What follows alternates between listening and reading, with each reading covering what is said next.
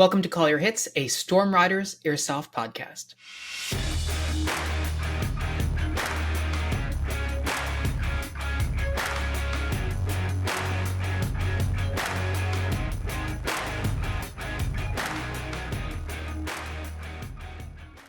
Thanks for joining me, everyone. Today, it's just me in the studio. Pat and I have been extremely busy in the lead up to our event, Operation Last Refuge 2, which is happening this weekend. Between this event and just life in general, it's been a challenge for the two of us to have time to connect and record and just prepare something for you. So I just wanted to throw something together really quickly for you and not leave you hanging for this week. So what I thought I'd do today is to go over some of the steps that Pat and I have followed, really getting ready for this event, some of the tools that we've used, and how we're balancing gameplay, mechanics, missions, and so on. So let's really get into it, and hopefully this gives you a better idea of what planning this event has been like, especially as we are nearing the start of the game. So as we mentioned, I think in previous videos, Operation Last Refuge 2 is the first big airsoft event that has been hosted in our community in many years, with the last one having been hosted by us, I think in 2018, maybe 2019 at the very latest. And it was Operation Rhino, I think, which was actually held at Red Cliff, RIP Red Cliff. And it was an asymmetric warfare kind of scenario. It was super fun, really great event. And I think that's the last Operation game that we actually hosted in our community. So, I mean, you're talking about like 5 years ago at the very least. And the original Last Refuge, I think we talked about this. This was hosted in 2014, so almost 10 years ago. And almost none of the people who were at the first game, with the exception of the Storm Riders team or some of the members of the Storm Riders team, actually will be attending this one. So this is going to be a brand new experience for most, if not all, of the people who are actually participating as players.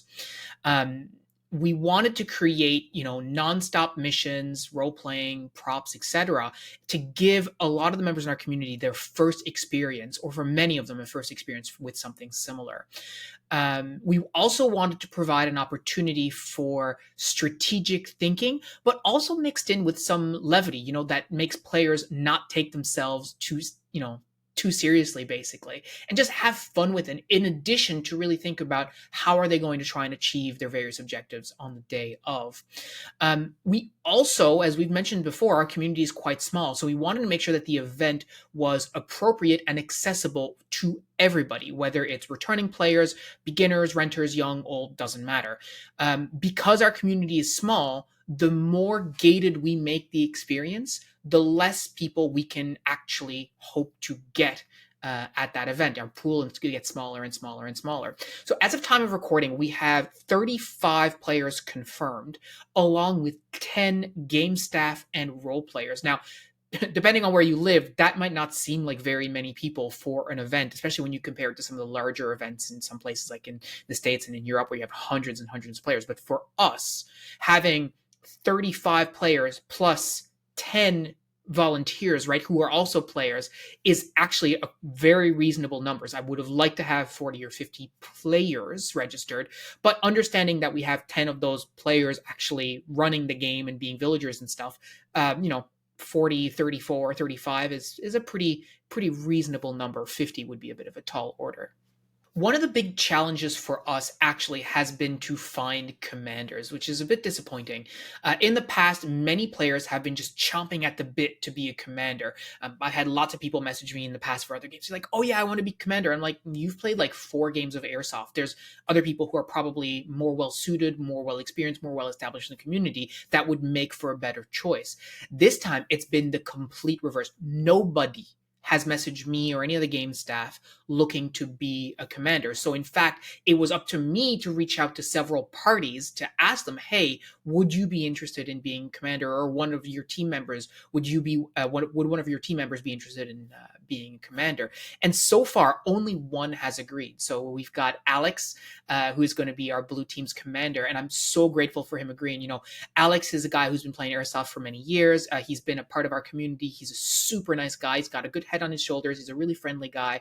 And I know that it's his first time doing something like this. But on the flip side, I know he'll do just fine because he gets along with everybody. He listens to people's opinions, and he also has a good time, a smile on his face. He's attended some of our training events in the past too. So I'm really thrilled to have him be the blue team commander. We still don't have a commander for red, and I mean that's all you can really do. So I will likely be I will definitely be picking a commander on the day of for red if nobody reaches out to me in time. But it's really too bad that nobody has really shown a lot of interest in being commander, because the role of commander is something we've worked really hard to make fun and diverse while still being an active participant. So at our event, the commanders are not going to be sitting in their FOB all day, controlling their players, looking at their squads, etc. Like, they will be engaging with the role players. They will be playing the game and engaged in fights and all this kind of stuff. So unfortunately, what this means for the blue team and the red team is that the blue team commander has received his mission briefing sometime last week or the week before. I can't remember precisely when. And that contains information that only the commander has access to. And the same thing can be said of the red team. Nobody on the red team has seen that player briefing, which means that if there's any preparation they wanted to make ahead of time to think about how they might organize themselves to complete some objectives that only the commanders are aware of, well, they won't have that. So they're going to have to make the adaptation on the fly, whereas the blue team commander will have had multiple weeks to think about it. So unfortunately, that's their loss for red. Now, in terms of the actual game organization, Pat and I think, have chatted on air about the gameplay mechanics versus the role play mechanics. And this is where we have like a points-based system, victory points to decide who sort of wins the overall game. But there's also the role play dynamics. And I think I mentioned in the past that I had done both, and it was a lot for one person to manage the role players and the commanders and the missions and the point tallying and all that kind of stuff. So Pat and I decided to split it up. Pat is a really accomplished game master for tabletop role-playing games. So this type of thinking works really well for him. So it was very easy for me to just say, hey, why don't you take this and you take that portion, and I'll focus on the missions and the points and the coordination and all that stuff. But I wanted to give you a bit of a peek behind the curtain on this, because I think it is really important, especially if you're trying to organize a game for yourself.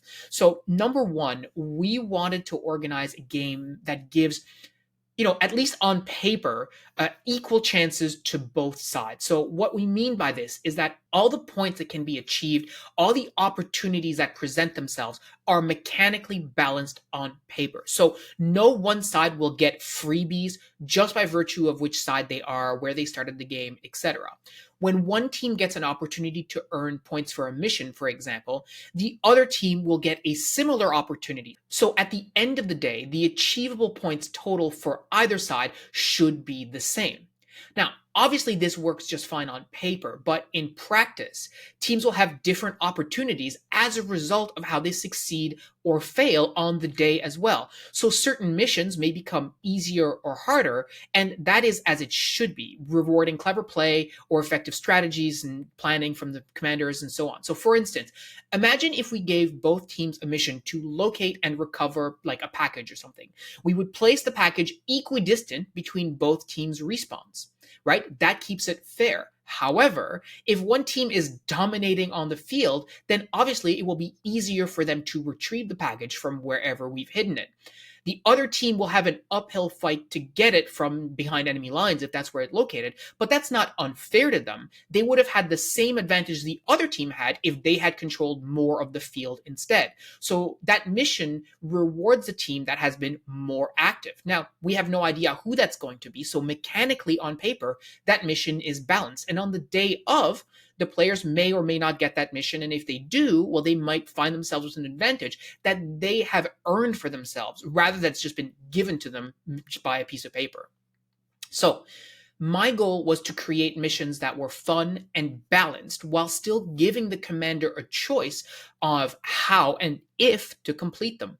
But I also couldn't do this in a silo because Pat is creating this whole narrative in the village. And so I wanted the missions to reflect what was also happening in the role playing space. So, for example, if one team likes if the villagers like one team more than the other, that might lead to particular missions, while the other team would get something different. And in order to do that, I needed to coordinate with Pat to make sure that we were both planning the same things or things that worked off each other at the right time. And as I mentioned before, Pat is the one who's responsible for all the role playing, all the villager storyline, etc. And so the best way that we could find to line up our timelines, aside from just talking about it, which certainly does help, but is to create a collaborative document on a shared space in the cloud. So we used Google Docs, right? And I created a timetable in a spreadsheet with each hour of the day broken down into 15-minute segments or 30-minute segments, depending.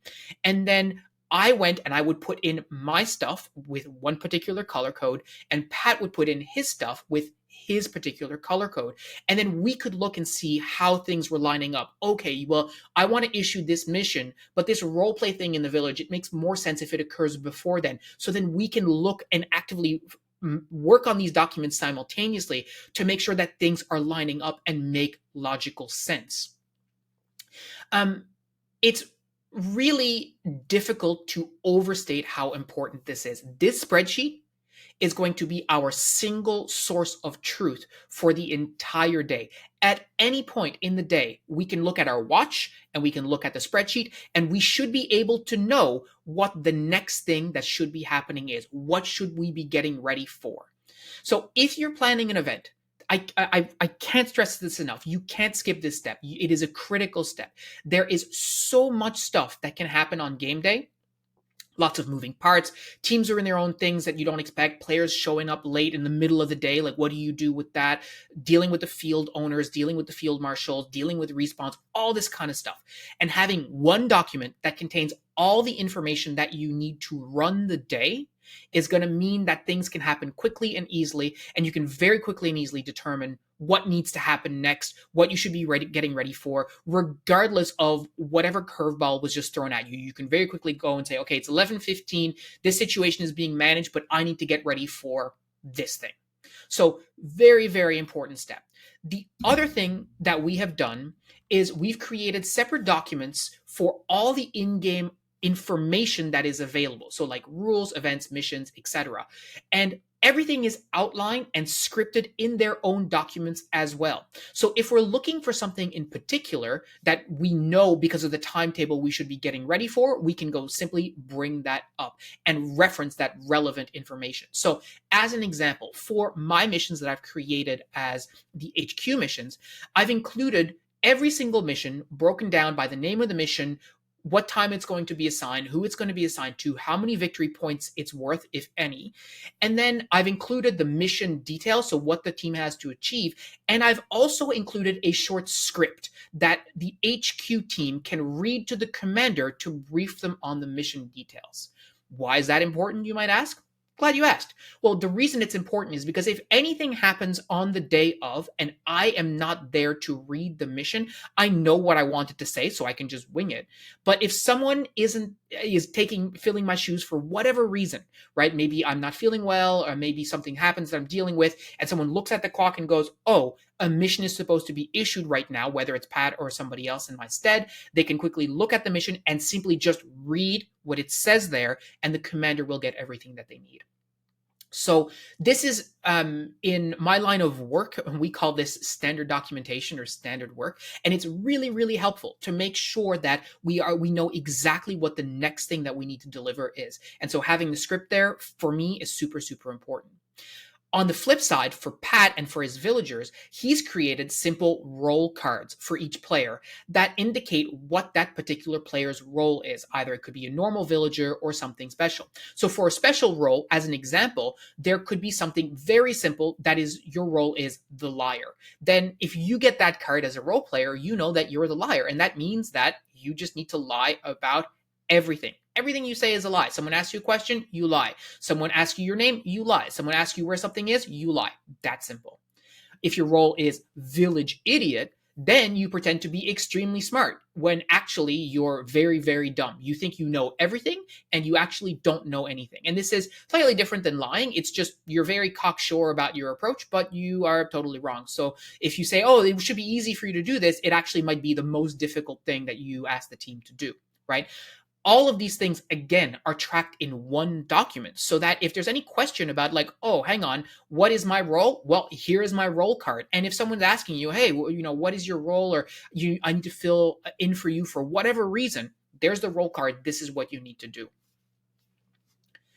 One of the other critical aspects to games like this is that there's a lot of mechanics, there's a lot of things that are in play, and rules are very important. So, yeah, we've got our safety rules and chronograph rules and, bang bang and all that stuff that you likely have at your field too. But the gameplay rules are unique. They're not going to be like our regular skirmish rules because we are going to use buddy aid, we're going to use painkillers, we're going to use props, etc.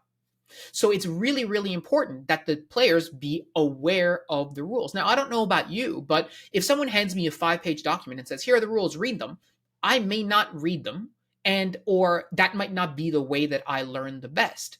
On the flip side, maybe I do love reading rules, and personally, I do love reading rule books, but that's just me. So what we did is we did two types of rule briefings. We created a rule briefing document, like a 2 or 3 page document that contains all the important stuff that you need to know. And we also created a video rule briefing. So if you don't want to read the rules, you can have someone read the rules briefing to you. In that case, me read the rule briefing to you.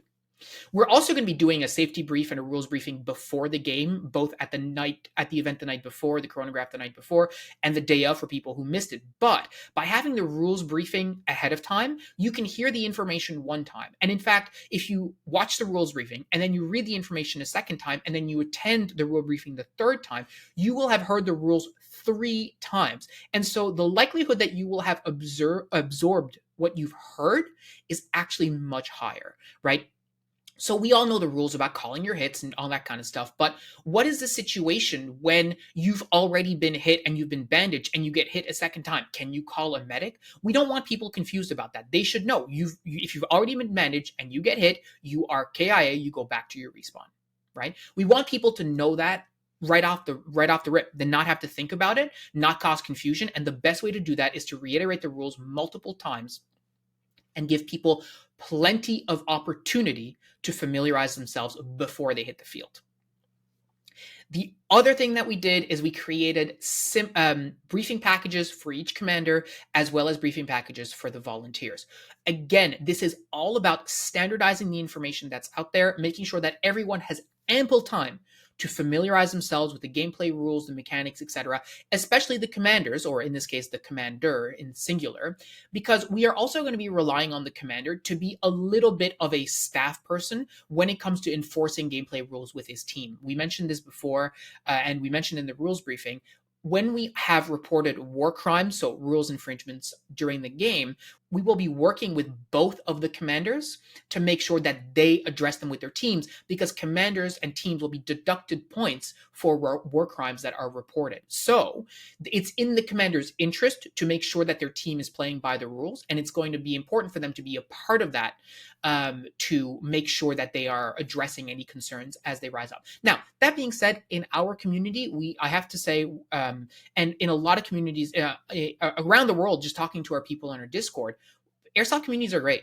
Like, if you go on YouTube and you see like cheater videos and that's how you consume airsoft, you're going to think everyone who rocks an HPA is a cheater. You're going to think everyone who's got a bolt action and a ghillie suit is kicking Mustangs, shooting kids in the face or whatever. And that just is not how airsoft is in general. And specifically in our community, we have a really great community where players don't tend to cheat. They tend to call their hits. We have very honorable players in our community. That being said, having an event changes things a little bit because now people might feel like there's something on the line. So you want to be very clear around what the expectations for the rules are, so that nobody is sort of left out in the lurch. Nobody is confused about what counts as a hit, what doesn't count as a hit, all this kind of stuff. And in fairness, we will have, myself and Pat, as well as 2 frontline employees, and we will have an indeterminate but large number of villagers. all of whom can act as game staff if it requires it, by players just going up to them and saying, hey, out of character, I have to report a cheating issue or war crime issue, whatever. Right. So we will have more eyes on the field than ever before. So if people really do want to cheat, we're going to catch them. We're also going to have photographers and drones. So we're definitely going to catch them. It's just a matter of making sure that, people are aware of that and that they have that added incentive to play by the rules by not wanting to lose points. So the one of the last things I want to mention is, when you have volunteers for a game, you should think about how are you going to thank the volunteers for their time. And so we have a couple of things planned for our volunteers as a bit of a thank you for their time and their energy that they're gonna do. This is an important step. Don't skip this. It's the easiest thing you're gonna do. Be there to provide water. Be there to provide food. Don't make them provide those things for themselves, right? If you're asking them to bring stuff, so for us, we're asking them to do outfit changes. So we are going to ask them to bring like spare clothes or whatever. But if they don't, we're going to have spares that they can wear and they can throw on, whether it's a bathrobe or whatever else, right? So just be considerate of your volunteers, be grateful for the volunteers' time and energy that they're giving. And, if they can only give you half a day, they can only give you half a day. And that's, it's thank you very much. We're so glad that you're here. And, really rely on their creativity and their ingenuity to flush out the rules in the world that you've created. Finally, and I think perhaps most important for us in our planning in terms of the amount of effort that we would need to exert, was field preparation. So we wanted our field to seem slightly different and gameplay to feel a little bit different than a regular skirmish. So we have rules and stuff that is going to shake this up. But the night before the game, we're actually going to be hitting the field to reorganize some of the field. So move some pieces of cover around, board up some windows with cardboard, block off certain entrances to make them impassable, put up random stuff around the village, so like camo netting, tarps, posters, whatever. Anything to breathe a little variety into the gameplay. And to be honest with you, a little goes a long way. Even like putting up a tarp in a place that typically there's not a tarp, and now you've got like a sheltered area. That's new. It's like, okay, what's going on here? It gives the field a different vibe. Our village field, for example, is typically very easy to just walk into. But for the purposes of the game, the entrances are going to be barricaded. It's going to be walled off. So that as well is going to create new gameplay challenges for the players. And this is all things that, take time. It takes organization. So if you are trying to shake things up on the field, shake things up at a game, perhaps, one of the things I hardly recommend is change the field a bit. Move some cover around, move some pieces around, board some stuff up, make certain things unusable.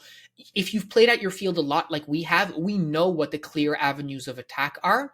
Make them crappy. Make them deliberately not good anymore by changing the cover, by making them more vulnerable, or conversely, take certain other areas which are not good avenues of attack and make them good avenues of attack by blocking off points of domination where players can just sit there and hose BBs all day from cover. Block those off, bar them off, put some cover there, put some tape there.